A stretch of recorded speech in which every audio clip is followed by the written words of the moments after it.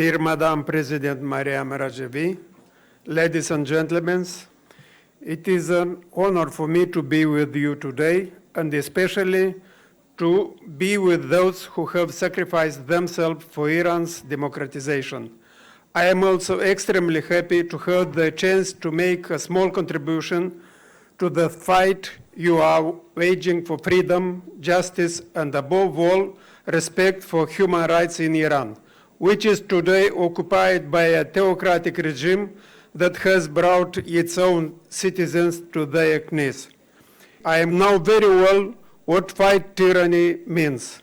Another reason to be proud to stand alongside you, former political prisoners in Iran who have sacrificed themselves for these three values: freedom, democracy, and human rights.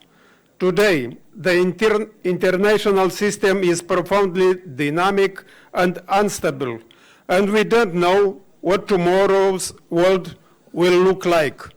Unfortunately, Iran's current leadership has chosen to be on the dark side of the world, has chosen to subjugate its own people, has chosen to torture its own citizens in total violation of human rights.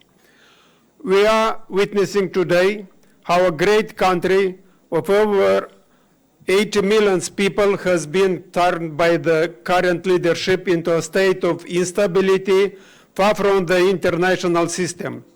Iran has become a country that threatens world security, undermines peace in the Middle East, and is on its way to becoming a nuclear terrorist state that threatens world peace. I know from my own experience that the fight for democracy and freedom is not easy.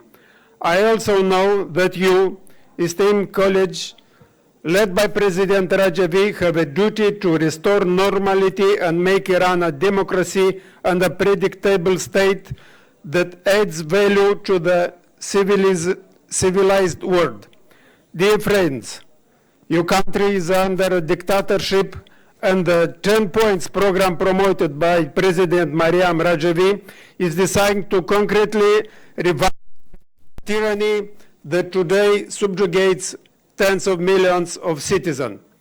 I believe that the West, led by the United States, must strongly support the Iranian resistance and new efforts for a democratic Iran, and this is not only for the benefit of the Iranian people, but for the whole world.